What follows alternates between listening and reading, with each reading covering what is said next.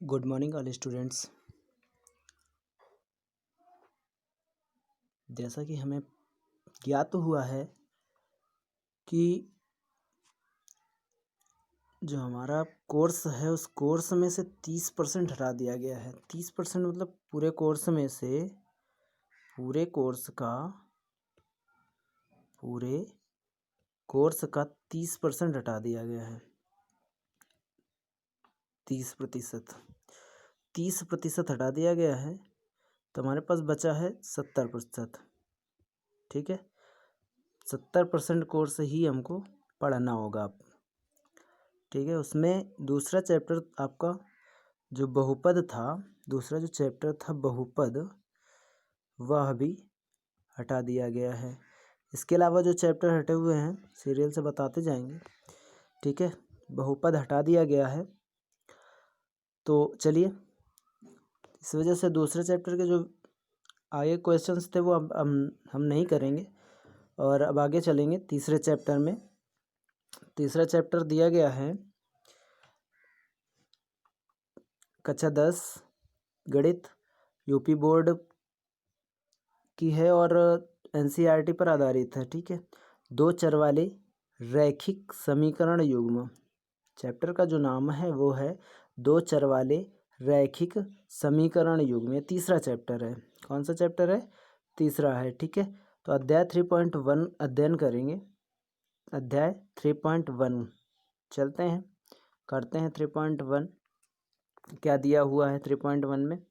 दिया है, आफताब अपनी पुत्री से कहता है, 7 वर्ष पूर्व मैं तुमसे 7 गुनी आयु का था, अब से 3 वर्ष बाद मैं तुमसे केवल 3 गुनी आयु का रह जाऊंगा। इस स्थिति को बीजगणितीय तथा ग्राफीय रूपों में व्यक्त कीजिए। ठीक है, तो क्या करना है हमको, यहाँ पे जो कह रहा है क्वेश्चन में उसी के अकॉर्डिंग करना है। तो दो शर्त में है, दो शर्तों में दिया गया है। इसमें पहले शर्त में कह रहा है 7 वर्ष पूर्व मैं तुमसे 7 गुनी आयु का था, और दूसरे में कह रहा है 3 वर्ष बाद, 3 वर्ष बाद कितनी 3 गुनी आयु का रह जाऊंगा। ठीक है, इनको करना है। तो आफताब और पुत्री दो लोग हैं यहाँ पे, दोनों लोगों की आयु हम मानेंगे अलग अलग। ठीक है, चलिए हल करते हैं इसको।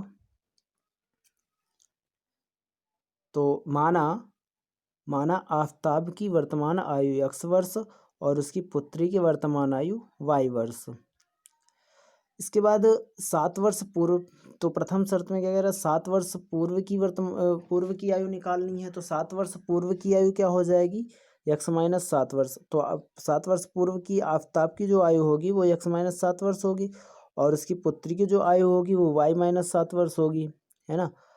इसके बाद क्या है, इसके बाद है प्रथम शर्तानुसार, स्थिति फर्स्ट जो लिखी हुई है ये प्रथम शर्तानुसार है।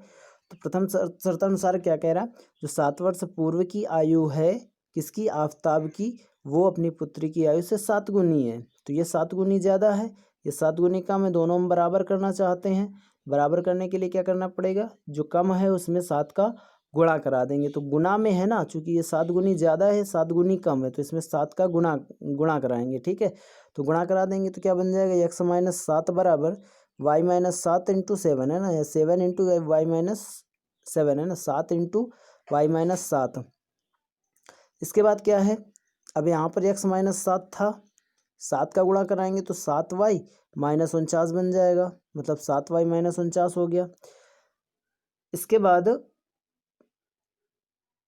आगे है, इसी को हल कर लेंगे तो क्या आ जाएगा, इसको हल करने पर 7y माइनस 49 हो गया गुणा कराने पर। अब इसके बाद इस 7y को क्या करना है, इधर से इधर भेज देना है। ठीक है, और 7 को क्या करना है, इधर से इधर भेज देना है।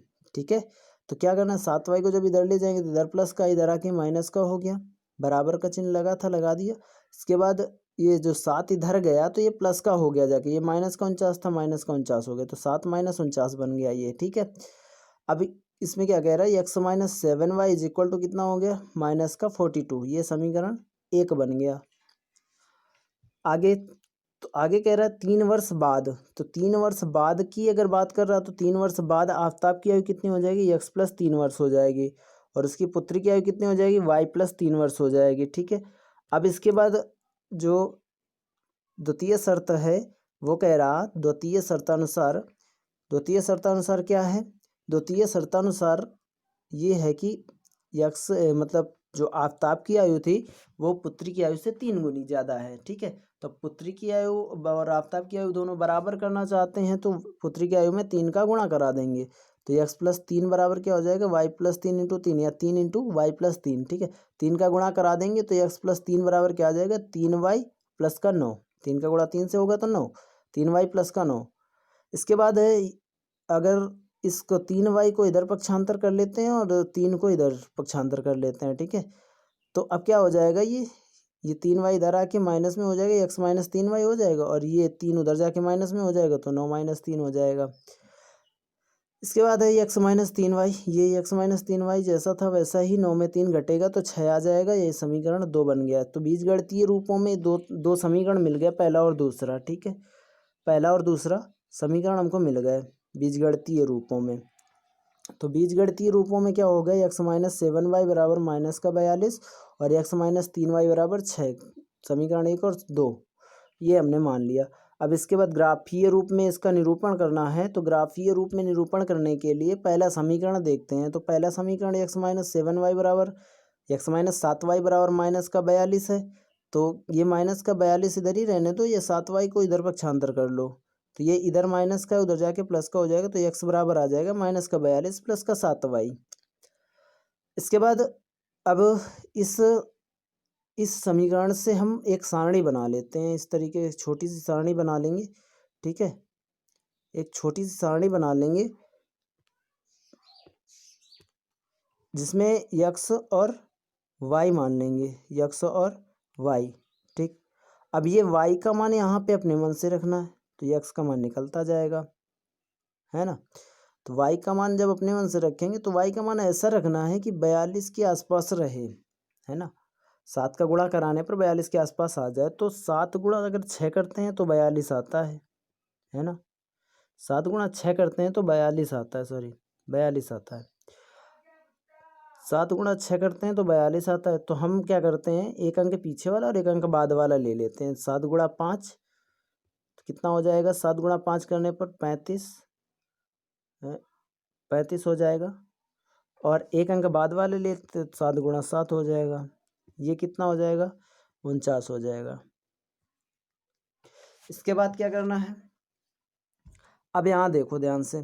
तो x बराबर -42 और प्लस का 7y है। जब 5 रखेंगे यहाँ पे, जहाँ y की जगह 5 रखें तो 35 आ जाएगा। 7 गुणे 5 है ना, 35 आ जाएगा। तो -42 प्लस का 35, तो -42 और प्लस का 35 हो जाएगा, ठीक है। तो ये प्लस का 35 है, 35 छोटा भी है, -42 है तो 42 में से 35 घट जाएगा और माइनस का आ जाएगा तो माइनस का 7 बचेगा। तो वही यहाँ पे आ गया। इसके बाद 6 रखेंगे तो 7 × 42 है ना, 7 × 42 आ गया। अब 42 आ गया यहाँ पे तो 42 और ये प्लस का हो जाएगा और 42 माइनस का, तो माइनस का 42 और प्लस का 42, 6 रखने पर क्या हो जाएगा, 0।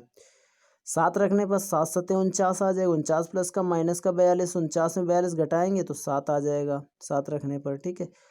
तो ये बन जाएगा, बिंदु हो जाएंगे इसके जो बिंदु हो जाएंगे वो इस तरीके से हो जाएंगे। बिंदु क्या होते हैं, x, y होते हैं, है ना। बिंदु क्या होते हैं, x, y होते हैं। तो पहला बिंदु बन जाएगा आपका -7, 5 और दूसरा बिंदु बन जाएगा आपका 0, 6 और तीसरा बिंदु बन जाएगा 7, 7। ये 3 बिंदु बन जाएंगे, ठीक है। अब इसके बाद क्या करते हैं, इसके बाद दूसरा समीकरण 2 दिया हुआ है। क्या दिया है, समीकरण 2 दिया x - 3y बराबर 6। अब इस 3y को इधर ले जाओ तो क्या बन जाएगा, x बराबर 6 + 3y, 6 + 3y। अब यहाँ ध्यान देना कि 0 किससे आएगा, तो 0 आएगा जब -2 रखेंगे। -2 रखा है यहाँ पे तो 0 आ गया। -3 रखा तो -3 आ गया। 0 रखा तो 6 आ गया। 0 रखने पर कितना आ गया, 6 आ गया। अगर 1 रखेंगे तो 6 9 हो जाता, मतलब ज़्यादा हो जाता। ज़्यादा नहीं लेना हमको, कम लेना है, ठीक है। कम संख्या आनी चाहिए, ज़्यादा नहीं आनी चाहिए। तो -2 रखा, -3 रखा और 0 रख दिया। इसके बाद क्या है, इन्हीं को प्रदर्शित करना है। तो ये बिंदु कौन कौन से बन जाएंगे इसमें, 0, -2 बन जाएगा और -3, -3 बन जाएगा और एक बिंदु हो जाएगा 6, 0, 6, 0। अब इन दोनों बिंदुओं को प्रदर्शित करना है हमको, ठीक है। तो पहला बिंदु क्या था, -7, 5, ये बड़ी संख्या हो जाएगी, तो इसको हम प्रदर्शित नहीं करेंगे। कौन सा बिंदु प्रदर्शित, 0, 6 प्रदर्शित करेंगे और 7, 7। तो 0, 6 प्रदर्शित करेंगे पहले। तो 0, 6 प्रदर्शित करने के लिए हमको पता होना चाहिए कि ये x अक्ष होता है, ये x अक्ष होता है और ये y अक्ष होता है। ये x अक्ष, ये y अक्ष। तो x अक्ष और y अक्ष की बात करें तो वो x 0 यहाँ पे होता है, ठीक है, 0 यहाँ पे होता है। अब x अक्ष और y अक्ष की बात करें तो हमको पहले बिंदु 0, 6 प्रदर्शित करना है। x अक्ष पर 0 यहीं पे होगा, है ना, यहाँ x अक्ष पे 0 कहाँ होगा, यहाँ पे होगा, ठीक है। तो y अक्ष पे 6, y अक्ष पे 6 यहाँ पे होगा, ठीक है। तो यही वाला बिंदु बन जाएगा, ठीक है, ये वाला बिंदु बन जाएगा 0, 6। इसके बाद 7, 7 प्रदर्शित करना है। तो 7 का मतलब हो गया x अक्ष पे 7। x अक्ष पे 7 कहाँ है, x अक्ष पे 7 4, 5, 6, 7 यहाँ पे है ना, ये है x अक्ष पे 7, इसके सामने आ जाएगा, ठीक है। ये x अक्ष पे 7 हो गया, y अक्ष पे 7 ये है, तो y अक्ष पे 7 ये है, तो इसके सामने आ जाएगा, है ना। ये वाला बिंदु कुल मिला के ये बिंदु बन जाएगा।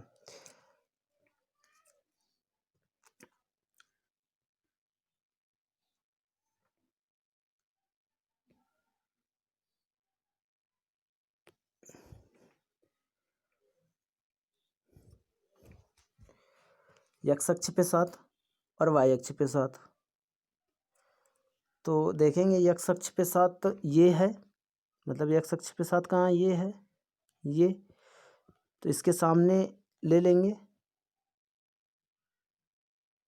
है ना। और y अक्ष पे 7 ये है, तो इसके सामने ले लेंगे,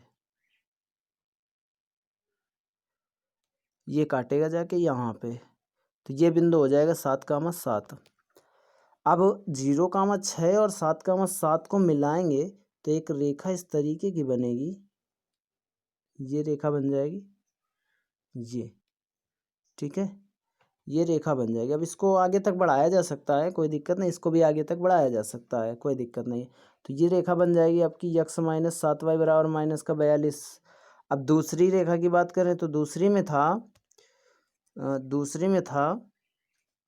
जो दूसरी रेखा थी उसमें था x अक्ष और y अक्ष की बात करें, ये y अक्ष है, ये x अक्ष है ना। अब x अक्ष और y अक्ष की बात करें तो सबसे पहले हमें बिंदु प्रदर्शित करना था 0, -2, 0, -2। तो 0 x अक्ष पे यहीं पे होता है, -2 आएगा तो -2 नीचे जाएगा, ये वाला बिंदु है ना, -2 ये वाला बिंदु हो जाएगा। अब -2 ये वाला बिंदु है तो यहाँ पे हो जाएगा 0, -2। अब -3, -3 x अक्ष पर भी -3 और y अक्ष पर भी -3, तो इन दोनों के सामने ये -3 वाला और ये -3 वाला, ठीक है, इन दोनों के सामने ये वाला बिंदु मिल जाएगा, तो ये हो जाएगा -3, -3। अब इसके बाद 6, 0 भी देखना था, तो 6 x अक्ष पे, तो x अक्ष पे 6 कहाँ, ये है, और 0 y अक्ष पे, तो 0 y अक्ष पर यहीं है, तो ये वाला बिंदु हो जाएगा 6, 0, ठीक है। तो अब ये क्या है, ये इन तीनों को मिलाने पर एक रेखा बनती है जो दूसरे समीकरण को प्रदर्शित करेगी, यानी x - 3y बराबर 6, x - 3y बराबर 6 ये रेखा है। इस तरह से हम प्रदर्शित कर सकते हैं रेखाओं को, ठीक है, रेखाओं को हम इस तरह से प्रदर्शित कर सकते हैं। अब अगले क्वेश्चन की बात करते हैं। अगला क्वेश्चन कह रहा, क्रिकेट टीम के एक कोच ने 3900 रुपये में 3 बल्ले 6 गेंदें खरीदी। बाद में उसने एक बल्ला तथा उसी प्रकार की 2 गेंदें 1300 रुपये में खरीदी। इस स्थिति को बीजगणित तथा ज्यामितीय रूपों में व्यक्त कीजिए। दोनों रूपों में व्यक्त करना है इसको भी। तो माना एक बल्ले का मूल्य, भाई बल्ला और गेंदे हैं तो एक बल्ले का मूल्य हमने x मान लिया और एक गेंद का मूल्य y रुपये मान लिया। तो एक बल्ले का मूल्य हो गया x रुपये और एक गेंद का मूल्य हो गया y रुपये।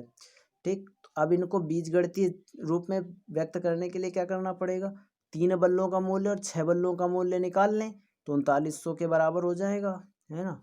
3 बल्लों और 6 बल्लों का मूल्य निकाल के जोड़ देंगे तो 3900 के बराबर हो जाएगा।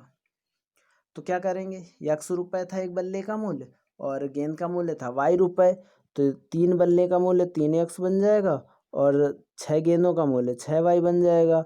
इन दोनों को ऐड करेंगे तो 3900 के बराबर हो जाएगा, यानी 3x + 6y बराबर 3900, ये हो जाएगा। इसके बाद क्या कह रहा, फिर उसी प्रकार कह रहा है उसने एक और बल्ला उसी प्रकार 2 गेंदें। तो क्या कह रहा है, उसने एक बल्ला और खरीदा और उसी प्रकार की 2 गेंदें और खरीदें। एक बल्ला और 2 गेंदें, तो एक बल्ला और 2 गेंदों का मतलब हो गया एक बल्ले का मूल्य x रुपये है और 2 गेंदों का मूल्य 2y बन जाएगा। इन दोनों को जोड़ेंगे तो 1300 के बराबर दिया हुआ है, ये समीकरण 2 बन जाएगा। इसके बाद क्या है, इसके बाद आगे बात करते हैं समीकरण 1। समीकरण 1 से एक देखेंगे, समीकरण 1 दिया हुआ है 3x + 6y बराबर 3900। इससे 3 कॉमन हो जाएगा, 3 इससे कॉमन हो जाएगा तो बचेगा क्या, इसमें x + 2y बचेगा और बराबर 3900। 3 पक्षांतर कर देंगे तो x + 2y बराबर 1300 आ जाएगा, तो x बराबर 1300 - 2y आ जाएगा। ठीक है, अब इससे एक सारणी बनानी है, तो सारणी ध्यान देना, सारणी बनाने के लिए मेन चीज़ ध्यान देना ये होता है कि हमको छोटी से छोटी संख्या चाहिए होती है। ठीक है, छोटी से छोटी संख्या चाहिए, इसके लिए 1300 में कितना इसमें घटाएं कि छोटी छोटी संख्या मिले। तो हमको पता है कि अगर 1300 में घटाना है तो यहाँ अगर 400 रखते हैं तो 400 रखने पर 4 दूना 800 होता है, 5 रखने पर 5 दूना 1000 हो जाता है, 6 रखने पर 6 12 हो जाता है ना। तो हम यहाँ पर रख सकते हैं 300, 400 और 500। ठीक है, इसके अलावा 400, 500, 600 भी रख सकते हैं, कोई दिक्कत नहीं है। तो यहाँ हमने 300, 400, 500 रख दिया, तो x बराबर 300 रखा तो 700 हो गया। y बराबर अगर 300 रखा, ये y का मान रखेंगे, y बराबर 300 रखा यहाँ पे। अब y बराबर 300 रखा तो यहाँ हो जाएगा 2 3 600, यानी 1300 - 600 बचेगा क्या, 700 बच जाएगा, तो 700 आ जाएगा यहाँ पे। और इसके बाद 400 रखेंगे y बराबर, तो कितना आ जाएगा, 400 रखने पर 2 चौको 800, 1300 - 800, 1300 - 800 का मतलब हो गया 500। इसके बाद क्या है, 500 रखेंगे तो 5 दूना 10, 1000 हो जाएगा। 1300 में 1000 घटाएंगे 300 बचेगा। इसी प्रकार समीकरण 2 से, अब समीकरण 2 से क्या है, समीकरण 2 से भी वही मान रखेंगे, समीकरण 2 से भी वही मान रखेंगे। x + 2y बराबर 1300 है, तो x बराबर 1300 - 2y। 300 रखा तो 700 आया, 400 रखा तो 500 आया, 500 रखा तो 300 आया।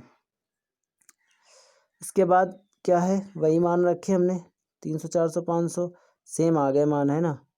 सेम आने पर क्या हो जाएगा, सेम आने पर हम क्या करेंगे, वही बिंदु हमको दर्शाने होंगे। मतलब एक बिंदु दर्शाना होगा 700, 300 और एक दर्शाना होगा 500, 400 और एक दर्शाना होगा 300, 500। ये बिंदु, यही बिंदु दर्शाने होंगे, तो दर्शा लेते हैं, देखते हैं कैसे।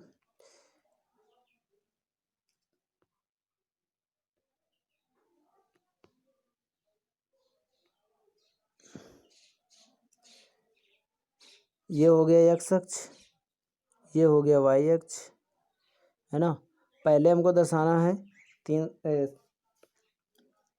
300, 500, तो 300, 500 दर्शाने के लिए 300 तो x अक्ष में जाना होगा और 500 y अक्ष में। तो इसके सामने और इसके सामने ये बिंदु मिल जाएगा, है ना।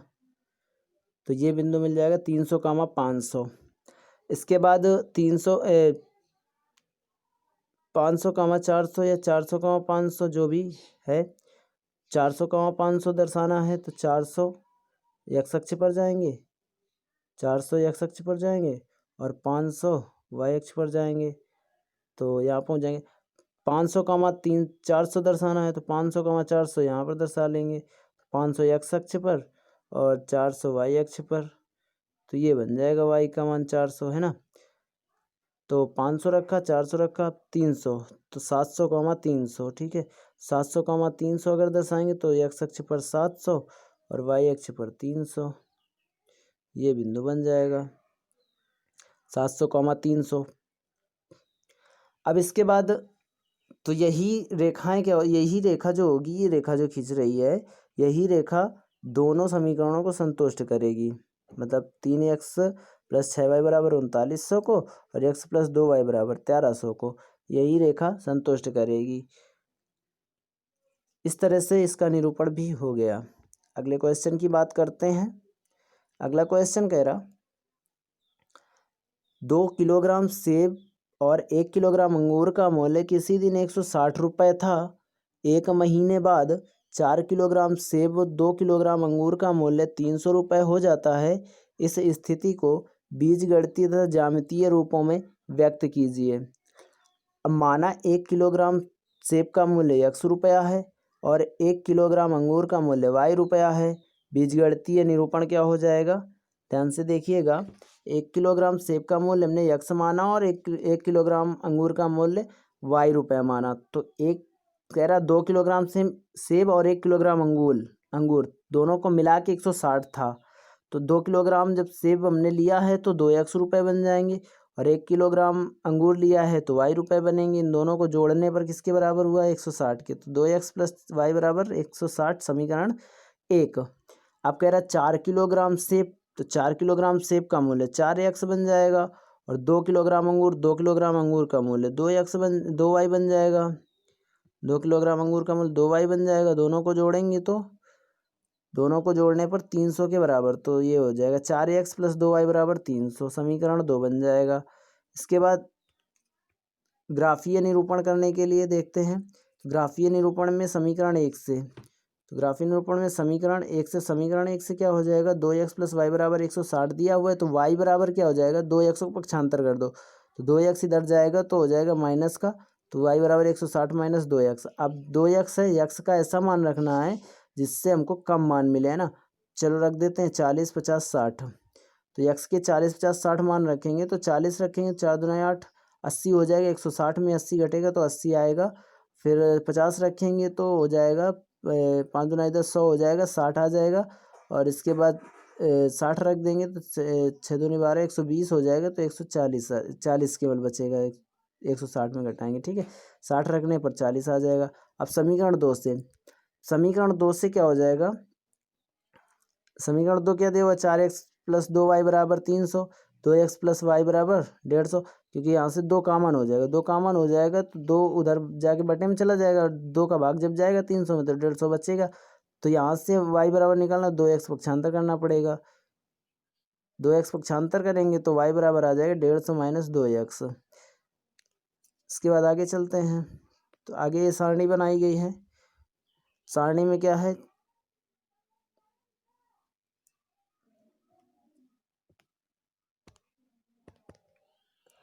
तो ये सारणी बना ली गई है ना।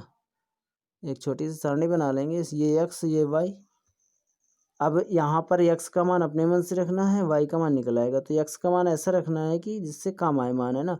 तो 40, 50, 60 पहले वाले में रखा, 40, 50, 60 अब की बार फिर रख देंगे तो 70, 50 और 30 आ जाएगा। कैसे, 40 रखेंगे तो 4 दूना 8, 80 हो जाएगा। 150 में 80 घटाएंगे 70 बचेगा। 50 रखेंगे तो 100 हो जाएगा, 50 बचेगा। 60 रखेंगे तो 120 हो जाएगा, 30 बचेगा। इसके बाद ये बिंदु हो जाएंगे, ठीक है। अब आगे चलो हल करते हैं इसको। कैसे, ज्यामितीय निरूपण कैसे करते हैं देख लीजिए कैसे करना है इसका। तो इसका ऐसे करना है। अब x अक्ष और y अक्ष की बात करें तो ये x अक्ष है, सॉरी y अक्ष है और ये x अक्ष है। ये x अक्ष ये y अक्ष है ना। ये एक्स अक्ष हो गया। अभी एक्स अक्ष और वाई अक्ष में बात करते हैं। तो सबसे पहले हमको जो बिंदु प्रदर्शित करना है वो हमें प्रदर्शित करना है सबसे पहले 40,80। 40 रखा था एक्स का मान, 40,80 करना है। ठीक है, 40 एक्स अक्ष पर यहाँ है, एक्स अक्ष पर 40 कहाँ यहाँ है, और वाई अक्ष पर 80 इसके ऊपर होगा, है ना, यहाँ कहीं। तो जब इसके सामने लेंगे तो इसके सामने जब लेंगे तो इसके सामने ये हो जाएगा और इसके सामने ये हो जाएगा। यहाँ पर बिंदु हो जाएगा 40,80।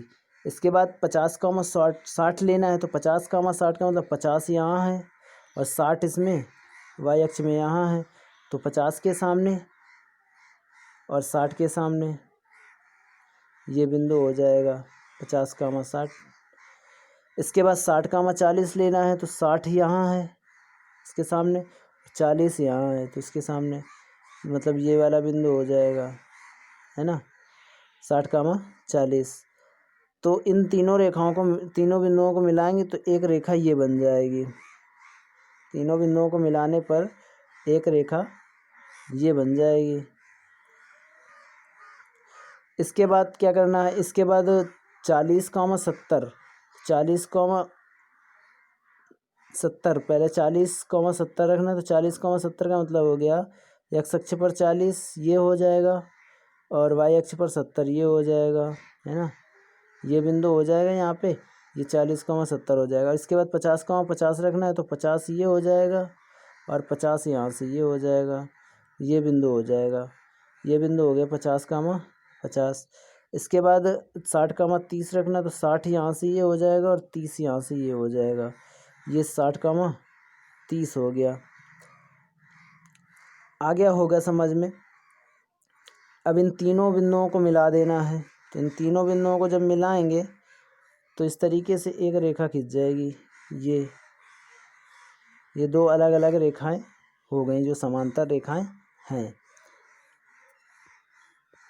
ठीक है, तो ये हो गए प्रश्नावली 3.1, इस तरह से पूरी हो गई।